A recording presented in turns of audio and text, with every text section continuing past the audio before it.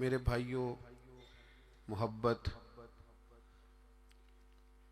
دل کی وابستگی، روح کا میلان، اس کو کہا جاتا ہے۔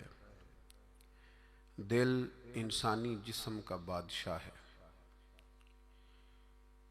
جو چیزیں دل میں پنپتی ہیں، جو خواہشات دل کے اندر قرار پکڑتی ہیں، سارا وجود وہی کرتا ہے۔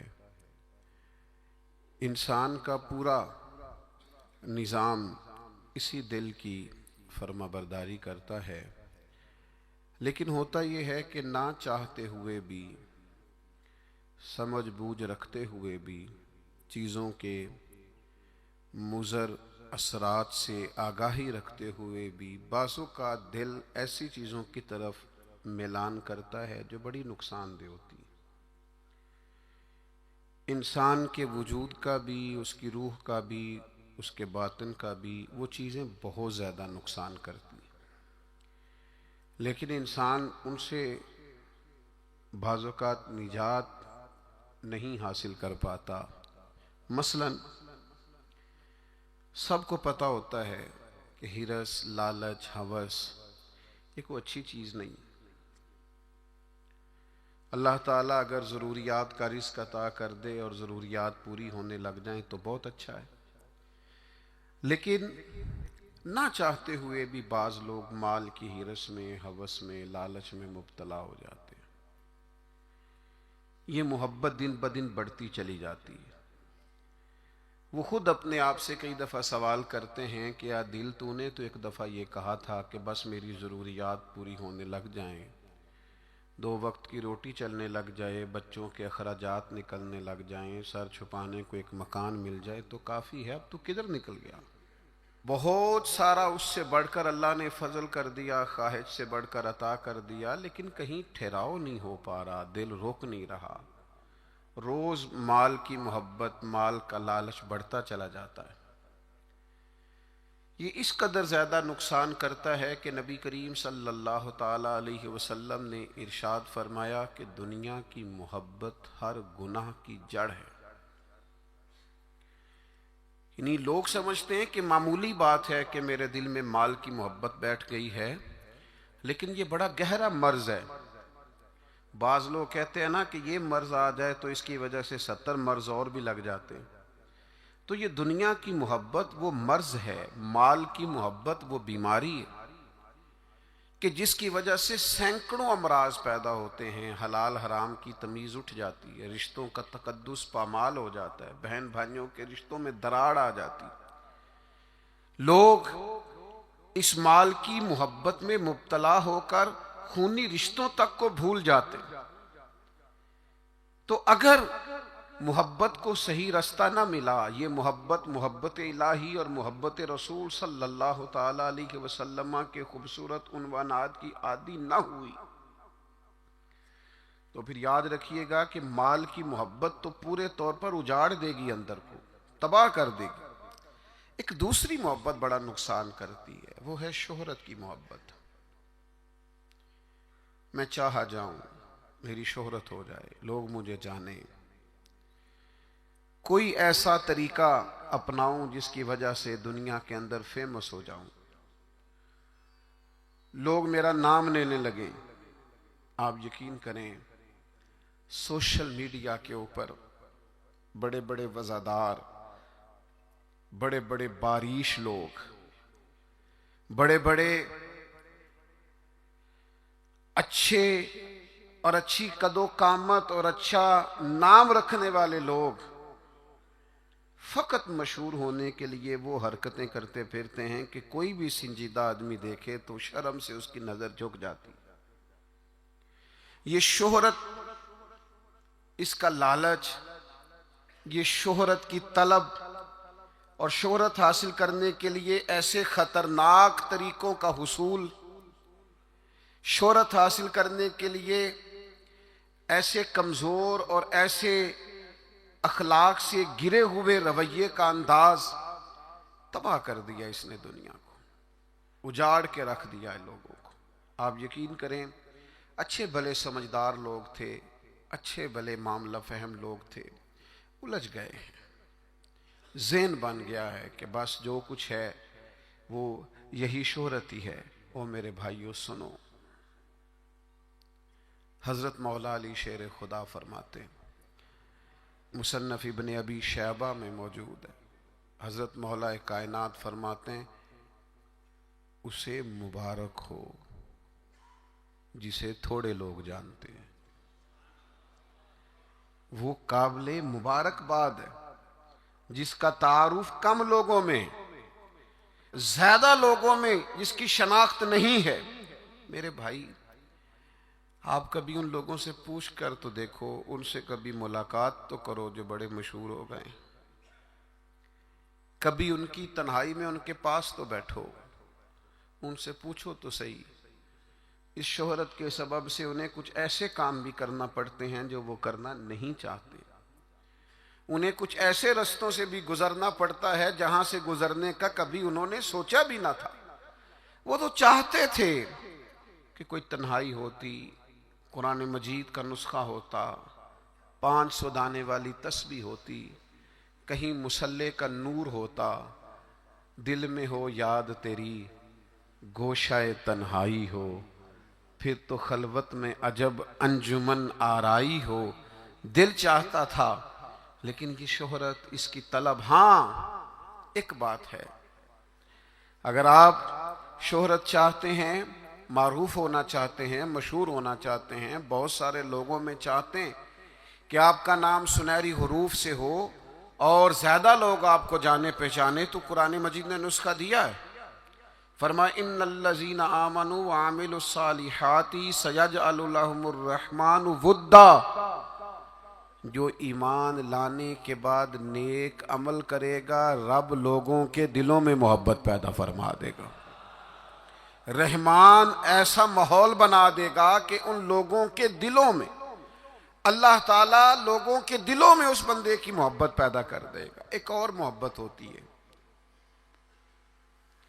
اولاد کی محبت، بڑی اچھی محبت ہے، ہونی چاہیے، لیکن اگر یہی اولاد شریعت کے راستے میں آنے لگے، اگر یہی اولاد اس طرح کا رویہ اختیار ہونے لگے کہ آپ کو اس کی خاطر حلال حرام کی تمیز بھولنا پڑے، یا اولاد کہیں رکاوٹ بنے شریعت کی راہ میں، تو پھر قرآن مجید نے کہا انما اموالکم و اولادکم فتنہ، پھر یہ تمہارے لیے آزمائش ہے، پھر تمہیں تھوڑا غور کرنا پڑے گا، تمہیں پھر دیکھنا پڑے گا، پھر تمہیں توجہ کرنی پڑے گی کہ کہیں اللہ رسول کے راستے میں تو نہیں آ رہی۔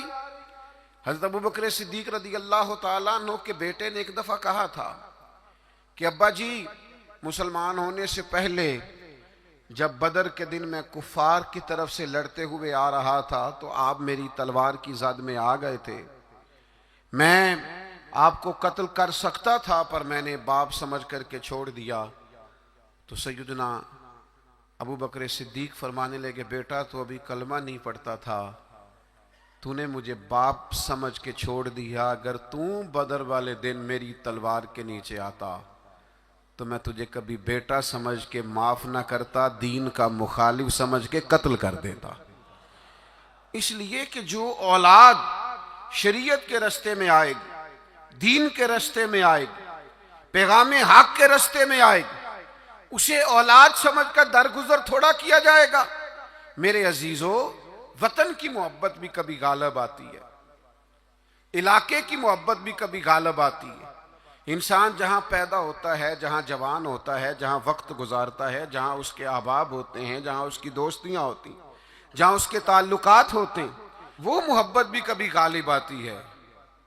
لیکن یاد رکھنا، سارا کچھ ہی مکہ مکرمہ میں موجود تھا، وہیں پیدا ہوئے تھے صحابہ، وہیں دوستیاں تھیں، تعلق تھے، رشتہ داریاں تھیں، لیکن جب پتہ چلا نا کہ محبوب کو مدینہ پسند ہے تو پھر کسی نے بھی وطن سے پیار نہیں کیا، محمد عربی کے شہر سے محبت فرمائی ہے۔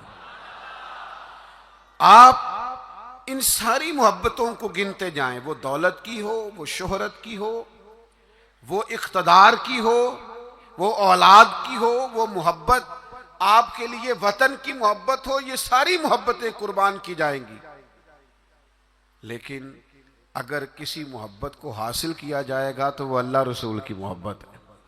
میں آپ کی خدمت میں عرض کروں وہ محبت کس طرح حاصل کرنی ہے؟ دل و جان سے نہ رب رسول کا ہر فیصلہ قبول کرنا ہے۔ یہ ذرا غور کیجئے گا، یہ تھوڑا سمجھنے والا عنوان ہے۔ آپ اپنی قلب سے، روح سے، دل سے پوچھیں کہ مجھے پیار ہے نبی پاک سے۔ داتا صاحب نے ایک مقام پہ لکھا ہے جس سے محبت ہو اس پر غصہ نہیں آتا، جس سے محبت ہو اس کی طرف سفر کریں تو رستہ مشکل نہیں لگتا۔ جس سے محبت ہو وہ کوئی حکم دے تو وہ حکم پورا کرنے میں انسان کوئی رکاوٹ محسوس نہیں کرتا۔ یہ جو محبت ہوتی ہے نا، محبت یہ رستے آسان کر دیتی ہے، حکم ماننا آسان کر دیتی ہے۔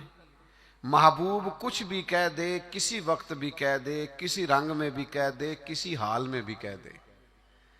تو محبت ایک ایسی چیز ہے جو انسان کو اتنا خوبصورت بنا دیتی ہے کہ کمال ہو جاتا ہے۔ جب ایک انصاری نے نا نبی کریم علیہ السلام کا فیصلہ پورے طور پر نہیں نہ مانا، حضور نے ایک فیصلہ کیا، ایک انصاری تھے تو انہوں نے وہ فیصلہ پورے طور پر تسلیم نہیں کیا۔ اللہ تعالیٰ نے نا قرآن مجید میں ایک انوکھا انداز اختیار کیا، اور اس انداز کی قرآن مجید میں یہ واحد آیت ہے۔ اللہ کریم نے ارشاد فرمایا فلا وربک، محبوب مجھے تیرے رب کی قسم۔ اللہ کرے آپ کو سمجھ آئی ہو، قرآن مجید کی لذت آئی ہو۔ ذرا یہ انداز دیکھیے، یہ نہیں فرمایا کہ مجھے میری قسم ہو یا تیری قسم ہو، فلا وربک، محبوب مجھے تیرے رب کی قسم۔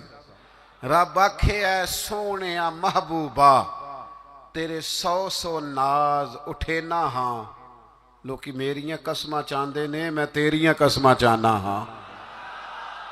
فلا وربک، محبوب مجھے تیرے رب کی قسم، لا یؤمنون حتی یحکموک فیما شجر بینہم، محبوب یہ اتنی دیر تک مومن نہیں ہو سکتے جب کہ ہر معاملے میں تیرا فیصلہ قبول نہ کریں۔ اور پھر کیا کریں؟ ثم لا یجدوا فی انفسہم حرجا مما قضیت ویسلموا تسلیما، اور پھر اپنے دل میں اس فیصلے کے بارے میں ذرا سا بوجھ بھی محسوس نہ کریں، پورے طور پر اپنی گردن جھکا دیں محبوب تیرے فیصلوں پر۔ جب تک یہ والا رویہ اختیار نہیں نہ کرتے کہ تیرا ہر ہر فیصلہ قبول ہو، تیری ہر ہر بات قبول ہو، تیرا ہر ہر رنگ قبول ہو، جب تک یہ تسلیم نہیں کرتے اتنی دیر تک رب ان کا ایمان قبول نہیں فرماتا۔ جب تک پورے طور پر قبول نہیں نہ ہوتے فیصلے۔ اچھا میں آپ کی خدمت میں ایک بات عرض کروں،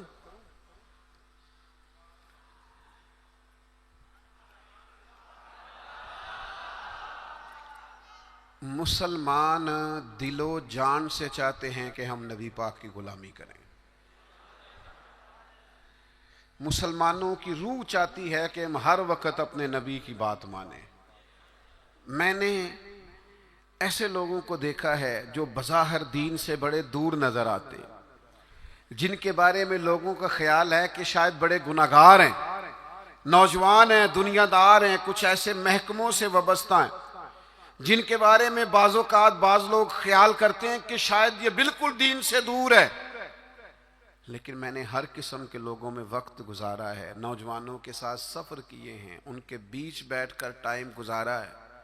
میں آپ کو سچ کہتا ہوں، تجربے کے بعد کہتا ہوں، سمجھ بوجھ کے کہتا ہوں، کلین شیو والے نوجوانوں کی آنکھوں میں حضور کی محبت کے لیے آئے ہوئے آنسو دیکھ کے کہتا ہوں، چڑھتی جوانیاں جو مدینے کے لیے تڑپتی ہیں، ان جوانیوں کے دامن سے پھوٹنے والی ضیائیں دیکھ کر کہتا ہوں، چاہتے ہیں مسلمان حضور کی غلامی کریں، صرف مسئلہ پتہ کتنا ہے؟ بارش کا پہلا قطرہ نہیں بنتے، قدم نہیں اٹھاتے، فیصلہ نہیں کرتے، اپنے اندر وہ جو ولولہ ہے، وہ جو شوق ہے، اس کو نہ عملی جامہ نہیں پہناتے. آپ کے اندر تڑپ ہے، بس آپ شروع کریں. چھوڑیں آپ کسی سے پوچھنا کیوں ہے، بس شروع کر دیں درود و سلام پڑھنا. چھوڑیں ماحول کو کیا دیکھنا ہے. اگر آپ کو پتہ چل گیا ہے کہ محبوب کو داڑھی والا چہرہ پسند ہے تو پھر کسی کو پسند ہو نہ ہو، رنگے چمن پسند نہ پھولوں کی بو پسند، ہم کو ہے وہ پسند جسے آئے تو پسند. پھر فیصلہ کریں، پھر توجہ کریں. نبی پاک علیہ الصلوۃ والسلام کبھی اشارتاً بھی کوئی بات کرتے نا. اچھا، میں بہت سارے صوفیاء کو جب پڑھتا ہوں نا، اور بالخصوص عاشقوں کی داستانیں پڑھتا ہوں، تو جو رنگ عاشقوں نے پیش کیا ہے نا، وہ کسی اور کے بس کی بات ہی نہیں. یہ جو عشاق ہوتے ہیں نا، عشاق، ان کے نا ذرا انداز ہی تھوڑے نرالے ہوتے ہیں. الٹی ہی چال چلتے ہیں دیوان گانے عشق، یہ آنکھوں کو بند کرتے ہیں پر دیدار کے لیے. الٹی ہی چال چلتے ہیں دیوان گانے عشق، آنکھوں کو بند کرتے ہیں پر کس کے لیے؟ دیدار کے لیے. باقی ایک پنجابی شاعر نے بھی کہا ہے، میرا کوئی ضروری نہیں آپ سارے شعراء سے اتفاق ہی کریں، لیکن اس نے کہا ہے عقل اتنی بری چیز نہیں، پر اس نے کہا ہے عشق دے چلے ہی نمبر لے گئے. میں نے نہیں کہا، کسی کی بات سنا رہا ہوں. وہ کہتا ہے عشق دے چلے ہی نمبر لے گئے، عقل منداں تے ایویں ہی، عقل منداں تے ایویں ہی عمراں گالیاں. عشق دے چلے ہی وہ نمبر لے گئے. اور اقبال بھی کہتے ہیں بے خطر کود پڑا آتش نمرود میں عشق. اتنی بڑی آگ، اوپر سے پرندہ بھی گرے تو جل جائے، لیکن جناب ابراہیم نے 1 منٹ نہیں لگایا سوچنے پر، بے خطر کود پڑا آتش نمرود میں عشق. عقل تھی محو تماشائے لبے بام ابھی، اور پختہ ہوتی ہے اگر مصلحت اندیش و عقل. عشق ہو مصلحت اندیش تو ہے خام ابھی. سوچ سمجھ کے چلے نا، عقل تو پختہ ہوتی ہے، پکی ہوتی ہے. تو عشق سوچ سمجھ کے چلے تو ابھی کچا ہے. عشق سوچ سمجھ کے فیصلہ کرے تو ابھی پلپلا ہے، ابھی رستے میں ہے. عقل آخدی چوگے نو سام کے رکھ، اپنا آپ سمیٹنا چاہیے. تے عشق آخدہ چوگے دا کی کرنا ہے، چوگا بال کے سیکنا چاہیے. یہ جو لوگ ہوتے ہیں نا محبت والے، ان کے نرالے انداز ہوتے ہیں. حضرت جناب سیدنا عبداللہ ابن رواحہ رضی اللہ تعالیٰ عنہ جمعہ پڑھنے آئے مسجد نبوی میں. حضور نے کسی صحابی سے فرمایا بیٹھ جاؤ. یہ دوران گفتگو کبھی کبھی نظم و ضبط ٹھیک کرنے کے لیے کسی کو متوجہ کرنا پڑتا ہے. کبھی کبھی میں بھی پیار سے کہہ دیتا ہوں موبائل والے بھائی، یہ کہنا پڑ جاتا ہے. پھر کسی دفعہ اثر بھی ہوتا ہے کہ یار کوئی مطلب ناراض ہی نہ ہو جائے، یہ کہنا پڑ جاتا ہے. تو اب میں تو اس لیے کہتا ہوں کہ موبائل والے بھائی کہوں گا تو کوئی ناراض نہیں ہوگا، اس لیے کہ سارے ہی موبائل والے بھائی کے، اس میں ناراضگی والی یہ کسے باشد ہے، سارے ہی موبائل والے بھائی ہیں، کوئی انشاءاللہ بگڑے گا. بہرحال آپ توجہ کریں میری بات پر. تو کبھی کبھی نظم و ضبط ٹھیک کرنے کے لیے کہنا پڑتا ہے. تو حضور نے فرمایا بیٹھ جاؤ. کہہ دیا کسی کو. حضرت عبداللہ بن رواحہ رضی اللہ تعالیٰ عنہ مسجد نبوی شریف کے دروازے پہ تھے. ان کے کانوں میں آواز گئی، وہیں بیٹھ گئے. نبی پاک صلی اللہ تعالیٰ علیہ وآلہ وسلم نے نماز کے بعد فرمایا عبداللہ وہیں بیٹھ گئے، حضور آپ نے کہا نہیں تھا. تو جو نبی پاک علیہ السلام نے اس پر تبصرہ کیا ہے نا، اسے ابن حجر اسقلانی نے لکھا ہے. حضور نے کسی سے کہا بیٹھ جاؤ، حضور نے کسی سے کہا بیٹھ جاؤ، پر محبت رسول کا عالم دیکھو. حضرت عبداللہ ابن رواحہ دروازے پر بیٹھ گئے، چونکہ حضور نے نام نہیں نہ لیا، وہ وہیں بیٹھ گئے. تو حضور علیہ الصلوۃ والسلام نے کیا تبصرہ کیا؟ اللہ کے محبوب فرمانے لگے اللہ تعالی تمہاری اللہ رسول کی فرما برداری کی ہرس میں اللہ اور اضافہ کر دے. یہ جو تمہارے اندر ہرس ہے نا کہ میں نے رب رسول کی فرما برداری کرنی ہے، عبداللہ میری دعا ہے اللہ اس ہرس میں اضافہ کر دے. ہرس بڑے ہیں، انسان بڑی چیزوں کا حریص ہے، پر حضور فرما رہے ہیں میرے صحابہ رب رسول کی فرما برداری کے حریص ہیں. یہ ہرس کرتے ہیں کہ زیادہ سے زیادہ غلامی ہو، زیادہ سے زیادہ فرما برداری کریں، زیادہ سے زیادہ محبوب کے نقش قدم چلیں. میرے دوستو، اسی طرح ایک صحابی اور تھے، حضور نے فرمایا بیٹھ جا، تو مسجد کے باہر ہی بیٹھ گئے. ان کا نام تھا آس. تو حضور نے فرمایا کہاں تھے بھائی، نماز میں نظر نہیں آئے. یا رسول اللہ وہ آپ نے فرمایا نہیں تھا بیٹھ جاؤ. اچھا حضور نے کسی اور سے کہا پر سانو قید سجن دا گہنا ہے. حضور نے کسی اور سے کہا، وہ دروازے کے باہر بیٹھ گئے. تو نبی کریم صلی اللہ تعالی علیہ وسلم نے فرمایا آس کہاں تھے؟ حضور میں دروازے کے باہر بیٹھ گیا. تو حضور مسکرائے، فرمایا تم آس نہیں ہو، تم تو مطیع ہو، تم تو فرما بردار ہو. آج سے تمہارا نام مطیع ہے، فرما برداری کرنے والا ہے.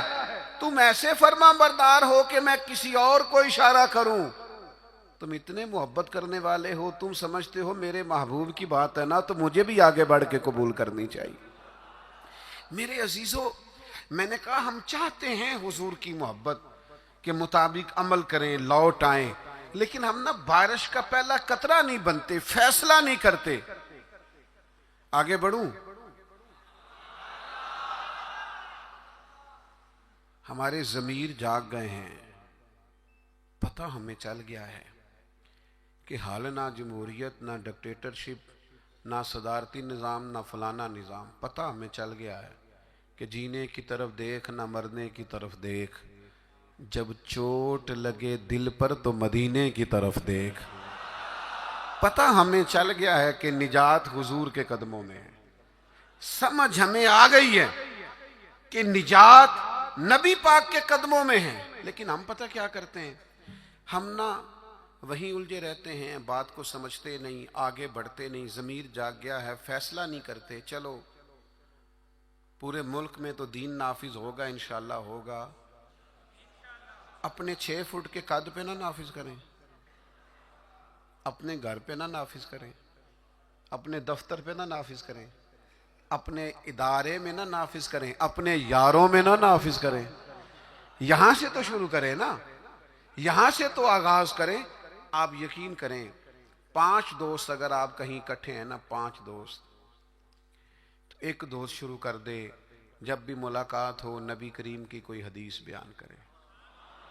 ایک دوست کہنا شروع کر دے یار آؤ نا نماز پڑھنے چلیں. ایک دیکھو میں نے 5 میں سے ایک کہا ہے. ایک کہنا شروع کر دے یار بس آپ جھوٹ نہیں بولنا یار، بس بڑا ہو گیا. ایک صرف ان میں سے پیغام دے کہ نہیں یار دھوکہ دہی نہیں کرنی.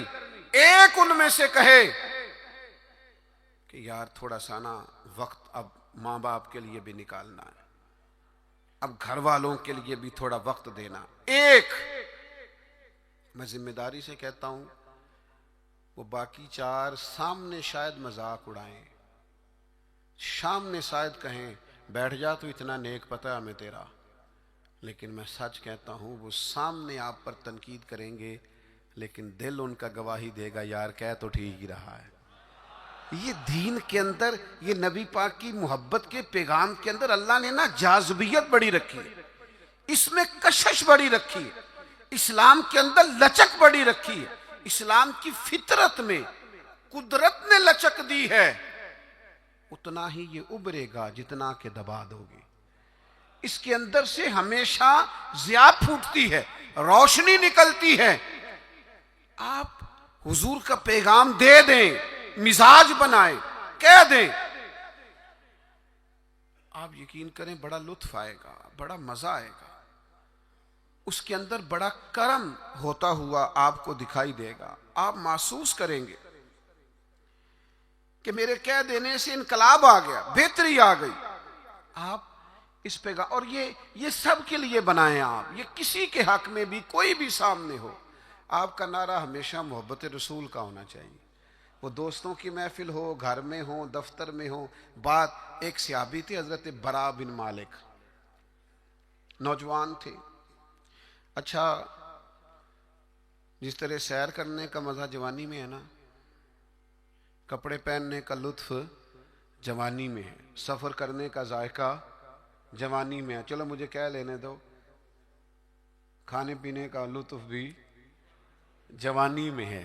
جس طرح دوستوں کے ساتھ آنے جانے، بیٹھنے، گپ شپ کرنے کا لطف جوانی میں ہے. او میرے بھائیوں، حضور سے عشق کرنے کا مزہ بھی جوانی میں ہے. یہ کبھی جوانی میں لگ جائے نا، عشق لگا سی کھیڈاں کھیڑ دینوں. کوئی نہیں سمجھ آئی آپ کو؟ اگر آئی ہوتی نا تو یقین کرو آپ کو سمجھ آ جاتی. اگر یہ سمجھ آئی ہوتی تو آپ کو سمجھ آ جاتی. عشق لگا سی کھیڈاں کھیڈ دینوں، تے مینوں کھیڈاں بھل دیاں بھل گئیاں. میں تے کجل پایا سی یار دے ویکھنے نوں، پھر میں او دی یاد وچ ہی روندیاں ڈل گئیاں. حیدر شاہ اس گلی کدے نہ رول دی، پر ہن تے رول دی رول گئیاں. مجھے کچھ دوست کہتے ہیں کئی دفعہ، آپ تھکتے نہیں؟ کبھی آپ بلوچستان میں ہوتے ہیں، کبھی آپ سندھ میں ہوتے ہیں، اگلے دن پتہ چلتا ہے کہ آپ لاہور کی کسی تقریب میں شریک تھے. پھر کچھ دنوں کے بعد ہمیں خبر آتی ہے کہ یہ تو بہاولپور پہنچ گئے. تو آپ تھکتے نہیں؟ تو میں کہتا ہوں کہ کبھی عرش پر، کبھی فرش پر، کبھی در بدر، کبھی ان کے در. غم عاشقی تیرا شکریہ میں کہاں کہاں سے گزر گیا، اور عدم سے لائی ہے ہستی میں آرزو رسول. کہاں کہاں لیے پھرتی ہے جستجو رسول. پر ایک شوق ہے ان سارے سفروں کا، ان ساری صحبتوں کا. میں اب آ کے یہ کیفیت ہوئی ہے کہ کبھی کمر درد کرتی ہے، کبھی پٹھوں میں تکلیف ہوتی ہے، کسی وقت آنکھوں میں تکلیف ہو جاتی ہے. تو یہ سارے سفر، یہ ساری جد و جہد، کسی وقت عرض کرتا ہوں محبوب کی بارگاہ میں کہ عدم سے لائی ہے ہستی میں آرزو رسول. ہمیں کہاں کہاں لیے پھرتی ہے جستجو رسول. بس اتنی آرزو ہے کہ عجب نظارہ ہو میدان حشر میں بے دم، کہ سب ہوں پیش خدا اور میں روبرو رسول. اتنا سا دل کرتا ہے کہ عجب نظارہ ہو میدان حشر میں بے دم، سب ہوں. ایک صحابی ہیں حضرت برا بن مالک رضی اللہ تعالی، چڑھتی جوانی اور عشق رسول بھی پورا جوبن پہ. ان کے قد کاٹ کا بھی پورا باکپن اور محبت رسول کے دریا بھی پورے کا پورا ان کے سینے میں موجزن. تو حضور کا مجھے یوں لگتا ہے کہ ارادہ کرم ہوا کہ لوگوں کو بتاؤں بھلا یہ مجھ سے کتنی محبت کرتا ہے. نبی کریم علیہ السلام نے فرمایا میں کوئی حکم دوں تو پورا کرو گے؟ بڑے خوش قسمت تھے جو حضور کے سامنے نبی پاک سے حکم لیتے تھے. فرمایا برا میں کوئی حکم دوں تو پورا کرو گے؟ عرض کی حضور حکم کریں تو صحیح. تو محبوب نے مسکرا کے فرمایا جاؤ اپنے باپ کی گردن کاٹ کے لاؤ. تلوار تھامی اور دوڑ پڑے، بھاگے. کریم محبوب فرمانے لگے جاؤ اسے پکڑ لو ورنہ یہ سچ مچ باپ کی گردن لے آئے گا. ان کو صحابہ پکڑ کے لائے تو محبوب فرمانے لگے وہ تو ایک بات گویا آزمانے کو کی تھی، میں کوئی رشتے توڑنے تو نہیں آیا دنیا میں تو رشتے جوڑنے آیا. ان کی محبت رسول کا یہ لیول تھا کہ آپ حکم کریں تو میں باپ کی گردن لانے کو تیار ہوں. گویا میں ہر رشتے، ہر ناطے کی قربانی پیش کرنے کو تیار ہوں. یا رسول اللہ مجھے صرف آپ چاہیے. ان کی محبت کا یہ لیول تھا. اور اس لیول پر انہیں اجر کیا ملا؟ جب وہ بیمار ہوئے تو محبوب تیمارداری کے لیے گئے. میں نے سنا ہے وہ بن سنور کر میری عیادت کو آ رہے ہیں. میں سوچتا ہوں کہ کیا بنے گا، وہ آ رہے ہیں، میں جا رہا ہوں۔ حضور تیمارداری کے لیے تشریف لائے۔ اللہ کے حبیب صلی اللہ تعالی علیہ وسلم نے ان کی حالت دیکھی تو ایک دعا فرمائی۔ محبوب فرمانے لگے اے اللہ، دیکھیں اس دعا کا حسن دیکھیں، فرمایا اے اللہ جب برا بن مالک سے تیری ملاقات ہونا تو اس سے مسکرا کے ملنا جو تیری شان کے لائق ہے۔ اے اللہ تو اس سے مسکرا کے ملنا اور یہ تجھ سے مسکرا کے ملے۔ اور سنو میرے بھائیو، اس حدیث پاک کا نتیجہ سنو۔ اس کا نتیجہ علماء فرماتے ہیں یہ نکلتا ہے کہ جو مصطفیٰ کریم سے رج کے محبت کرے گا، کھل کے محبت کرے گا، ہر رشتے سے بڑھ کر حضور سے محبت کرے گا، اس کے اجر کے لیے حضور نے دعا فرمائی ہے جب قیامت میں اللہ کے حضور حاضر ہوگا تو رب اس سے مسکرا کے ملاقات کرے گا جو اس کی شان کے لائق، اور بندہ بھی رب سے مسکرا کے ملے گا۔ میرے عزیز یاد رکھیے گا کہ اپنی زندگی کے اندر حضور کی محبت ہمیشہ اپنا لیں۔ اچھا بعض اوقات نا نبی پاک علیہ السلام کی محبت کے لیے مشکل فیصلے بھی کرنے پڑیں گے، کٹھن رستوں سے بھی گزرنا پڑے گا۔ آپ کو سارا قبیلہ منع کرے گا، ساری برادری روکے گی، مجھے کہہ لینے دو، خاندان میں والدین بھی منع کریں گے۔ آپ کو محبت رسول کے رستے پر چلنا ہے تو بہت سارے احباب بھی آپ کو کہیں گے او یار دنیا کا بھی ماحول سمجھنا پڑتا ہے، حالات دیکھو بدل گئے۔ معاذ اللہ کچھ لوگ یہ بھی کہتے ہیں وہ زمانہ اور تھا یہ زمانہ اور ہے۔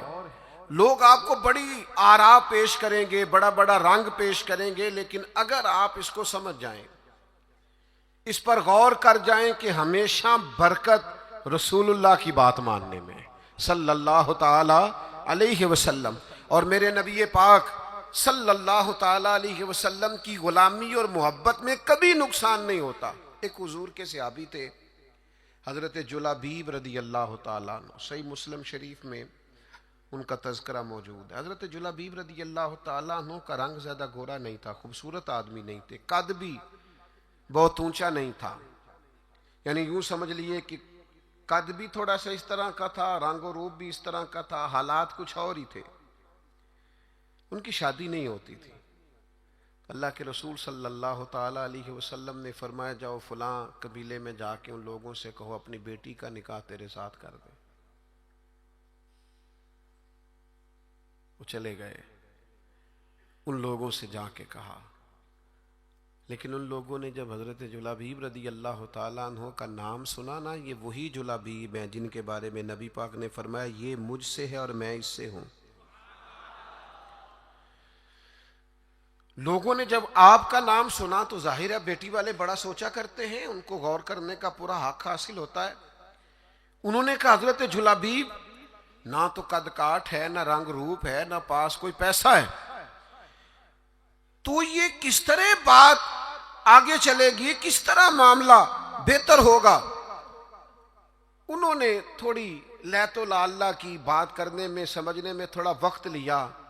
وہ جس بیٹی کے لیے پیغام نکاح لے کے گئے تھے وہ پردے کے پیچھے سے بولی، کہنے لگی آپ مجھے حضور کے حوالے کریں۔ فیصلہ اگرچہ مشکل ہے، رستہ اگرچہ کٹھن ہے، پر چونکہ نبی کریم نے فرمایا ہے لہٰذا آپ مجھے حضور کے حوالے کریں۔ اس خاتون کا نکاح اللہ کے محبوب کے حکم پر حضرت جلابیب سے ہو گیا۔ 2 دعائیں میرے نبی پاک نے دی۔ جب شادی ہو رہی ہے تو خاوند نہ زیادہ خوبصورت ہے، نہ مالدار ہے، نہ خوبصورت قد کاٹ ہے، 2 دعائیں اللہ کے محبوب صلی اللہ تعالی علیہ وسلم نے دی۔ کہا اے اللہ اس کے لیے ہر قسم کی خیر مقدر فرما اور اسے زندگی کی ہر تکلیف سے محفوظ فرما۔ کل تک وہ غریب تھی، فیصلہ کیا محبت رسول میں۔ فیصلہ مشکل ہوتا ہے لیکن کرنے کے بعد پتہ چلتا ہے جب تک بکے نہ تھے کوئی پوچھتا نہ تھا، تو نے خرید کر ہمیں انمول کر دیا۔ اور میں نے بڑا پہلے ایک شخص سے کہا تھا ایک امیدوار تھے اسمبلی کے، تو مجھ سے ملے تو مجھے کہنے لگے آپ تو توجہ ہی نہیں کر رہے، لوگ ہمیں بھی بڑے ووٹ دیتے ہیں۔ میں نے کہا آپ کو ووٹ دیتے ہیں، ہمیں تو جان دیتے ہیں۔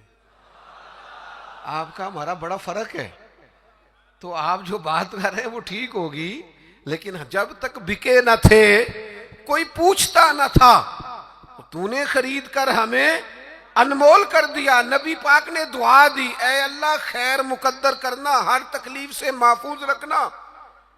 صحابہ فرماتے ہیں پھر اسی خاتون کو ہم نے دیکھا، نہ مدینے میں انصار میں اس سے زیادہ کوئی مالدار خاتون تھی اور نہ اس سے زیادہ خرچ کرنے والی کوئی خاتون تھی۔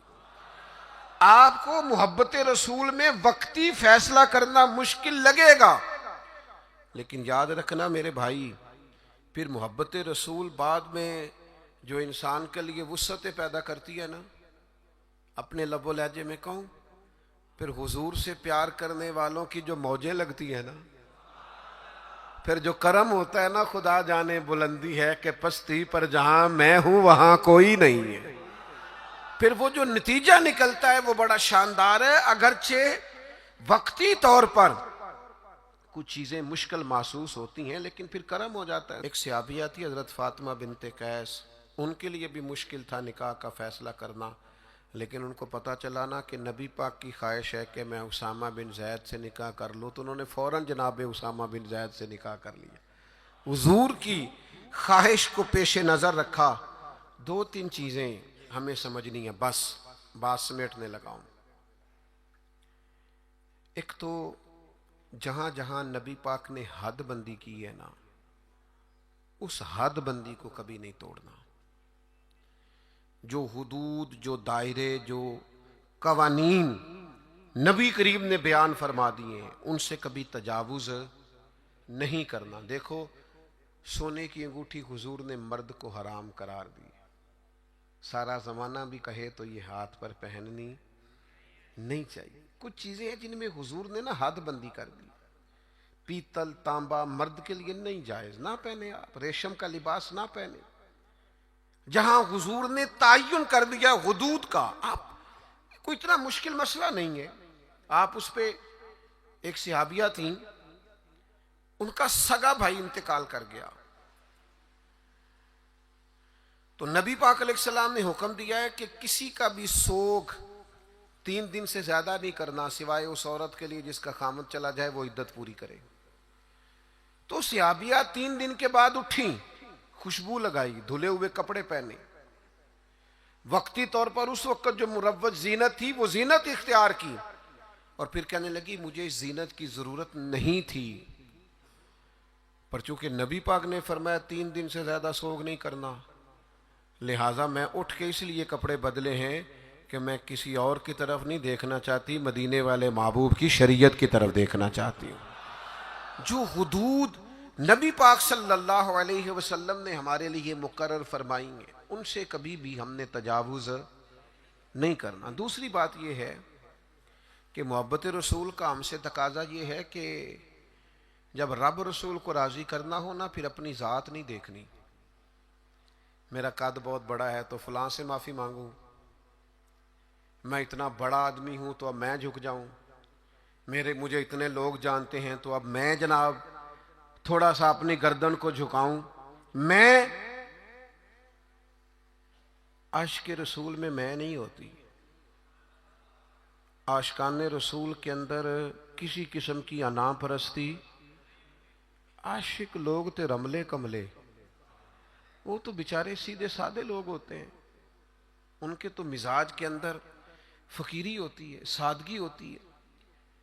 حضرت خالد بن ولید فرماتے ہیں میرا اور جناب عمار ابن یاسر کا رضی اللہ تعالی عنہما، دونوں صحابہ جلیل القدر ہیں، عظیم مرتبے والے، جناب خالد بن ولید فرماتے ہیں کسی بات میں حضرت عمار ابن یاسر سے شکر رنجی ہو گئی، تو جناب عمار ابن یاسر حضور کی بارگاہ میں پہنچے، میں بھی پہنچا، فرماتے ہیں دونوں کی بات سن کے بس حضور نے اتنا کہا، کوئی فیصلہ نہیں فرمایا کہ اس میں غلطی پر کون ہے، حق پر کون۔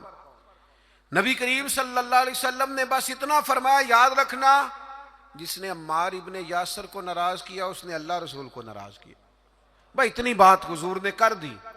حضرت خالد بن ولید سپہ سالار آدمی تھے، بڑے قبیلے کے تھے، بڑا قد کاٹ تھا، بڑا نام تھا، بڑی بلے بلے تھی، سیف اللہ ہے.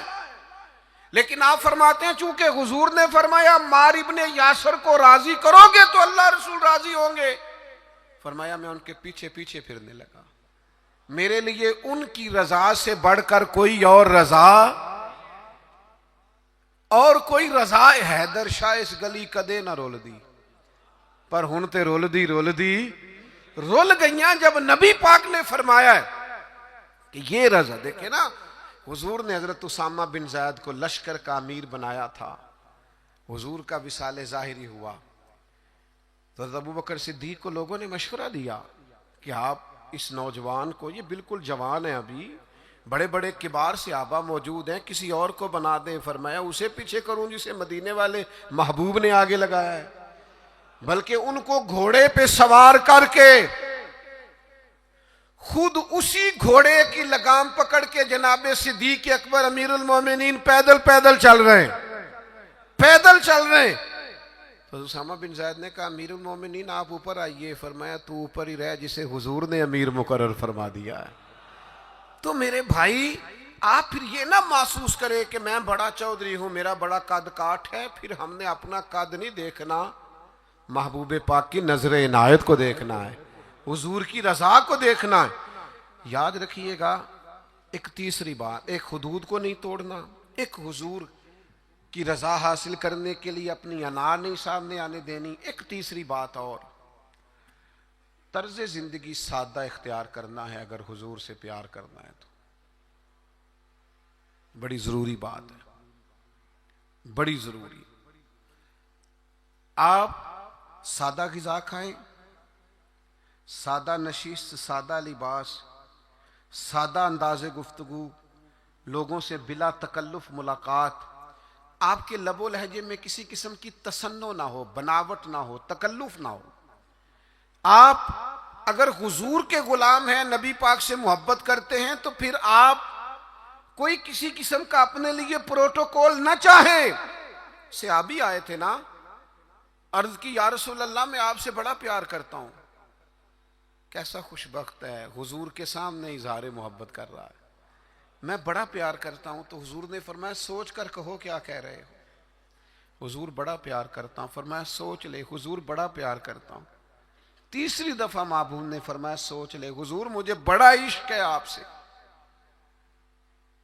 اللہ کے رسول نے فرمایا پھر تیاری کر لے، فقر تیری طرف دوڑ کے آئے گا، پھر تیری طرف غریبی آئے گی.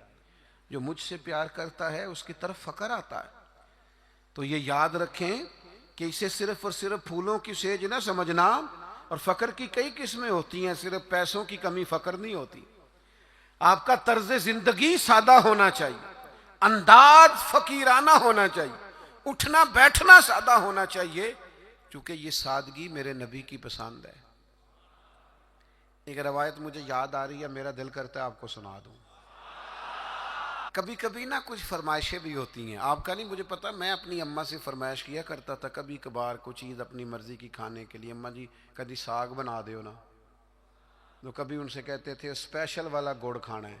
یہ دیہاتی ماحول بڑا شاندار ہوتا ہے. آپ کو پتا ہے نبی پاک کو مکے سے حضرت حلیمہ کے گاؤں میں کیوں بھیجا گیا تھا؟ اس لیے کہ مکے کے لوگ چھوٹے بچوں کو وہاں بھیجتے تھے، کہتے تھے فضا بھی خالص ہے، زبان بھی خالص. دیہاتوں کی زبانیں خالص ہوتی ہیں. کبھی کبھی نا فرمائشیں ہوتی ہیں ماؤں سے. حضرت سلمہ مومنوں کی ماں جناب ام سلمہ، ایک دن نا ان کے 3 بیٹے، روحانی بیٹے، ان کی خدمت میں آئے. کون کون؟ آپ نام سن کے بھی بڑے خوش ہوں گے. حضرت جعفر طیار ہے نا، حضرت علی کے بھائی، ان کے بیٹے عبداللہ بن جعفر آئے. اور پھر ان کی خدمت میں حضرت عبداللہ ابن عباس جو نبی پاک کے چچا جناب عباس ہیں، ان کے بیٹے عبداللہ آئے. اور ان دونوں کے ساتھ مولا علی کے لخت جگر امام حسن بھی آئے. یہ 3 شہزادے، عبداللہ بن جعفر، عبداللہ ابن عباس اور امام حسن بن علی، یہ تینوں آئے اور آ کے حضرت ام سلمہ سے کہنے لگے ہمارا آج وہ کھانا کھانے کو دل کرتا ہے جو نبی پاک کو بڑا پسند ہے. अम्मा जी हमारी माओ से बंदा फरमाइश कर लेता है ना, तो हमारी फरमाइश है वो वाला खाना बनाएं जो हुजूर को पसंद है। तो हजरत उम्मे सलमा ने ठंडी आह भरी, फरमाया बेटा वो बड़ा ही सादा है, खा लोगे? अम्मा जी खा लेंगे। तो जनाब उम्मे सलमा ने ना थोड़े से जौ निकाले, फिर उनको पीसा, फिर थोड़ा सा जैतून डाल के पकाना शुरू किया, फिर थोड़ा सा उसमें मसाला डाला। फरमाते हैं वो सादे से जौ जैतून में सादे से पके। फरमाते हैं वो हमारे सामने रख के हजरत उम्मे सलमा जब उठी तो आंखों में आंसू आ गए। फरमाने लगी इस तरह के सादे खाने मदीने वाले महबूब खाया करते थे, इस तरह के सादे खाने महबूब तनावुल फरमाते थे। ये सादगी, ये शाइस्तगी, उस सादगी में जो हुस्न, मारिफत, कमाल, यानी इस तरह की सादगी हुजूर अपनाते थे कि जब इस सादा चेहरा नूर को हजरत जाबिर बिन समरा जैसे लोग देखते थे तो देख के कहते थे आज मैंने तज्जिया करना है कि चांद ज्यादा सोना है कि आमिना का चांद ज्यादा सोना है। लेकिन फरमाते हैं फिर मैं इस नतीजे पे पहुंचा कि चांद से तशबीह देना ये भी कोई इंसाफ है? चांद तो है दागदार और मदनी का चेहरा साफ है। आपकी खिदमत में ये अर्ज करना चाहता हूं कि सादा तर्ज जिंदगी अपनाएं। हम सादे रहेंगे ना तो बहुत सारे चूल्हे ज्यादा जल जाएंगे, हम सादे रहेंगे तो बहुत सारे दोस्त कतराएंगे नहीं, हमारे महंगे कपड़े देख के कोई पूछेगा नहीं किन्ने दा लिहाज है। तो थोड़ा सादा जिंदगी अपनाएं और एक जो हुजूर ने हुदूद कायम कर दी हैं उन हुदूद का ज़रूर ख्याल करें। एक फ़ैसला करें हुजूर की मोहब्बत में, आप फैसला करेंगे तो रास्ते आसान हो जाएंगे। एक ज़रूरी बात, नबी पाक अलैहिस्सलाम ना बहन भाइयों के माबैन मोहब्बत के बड़े कायल हैं, यानी जो मोमिनों का रिश्ता है ना आपस में, उसे भी हुजूर ने फरमाया मोमिन भाई भाई है। हुजूर कायल हैं बहन भाइयों के साथ जो ताल्लुक है आप बड़ा ज़बरदस्त करके और जिम्मेदारी से मियाँ बीवी के रिश्ते को निभाएं। माँ बाप का रिश्ता बहुत नाजुक है, उसे निभाएं, लेकिन बहन भाइयों को भी अल्लाह ने एक लड़ी में परोया होता है। एक भाई बैठा रहता था हुजूर की खिदमत में, दूसरे भाइयों ने आके शिकायत की या रसूलल्लाह हमें सारी मेहनत करनी पड़ती है।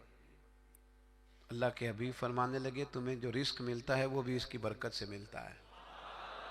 तो बहन भाइयों के मामले में थोड़ा अपने आप को, जब हजरत शीमा जनाबे हलीमा सादिया की बेटी आई हैं तो नबी करीम ने फरमाया मेरी बहन आई है, हालांकि वो रज़ाई बहन थी, और उस बहन ने जब सिफारिश की कि या रसूल अल्लाह सल्लल्लाहु अलैहि वसल्लम मेरे सारे कबीले को छोड़ दें, अगरचे उस कबीले को बड़ी मुश्किल से फतह किया गया था, हुजूर ने किसी से मशवरा ही नहीं किया, फरमाया बहन ने कहा है लिहाजा सारे ही आज़ाद हैं। तो इस रिश्ते में मुझे ख़ास सवाल किया गया था, इसलिए मैंने अर्ज़ कर दिया। अल्लाह हमारी हाज़री को कबूल फरमाए।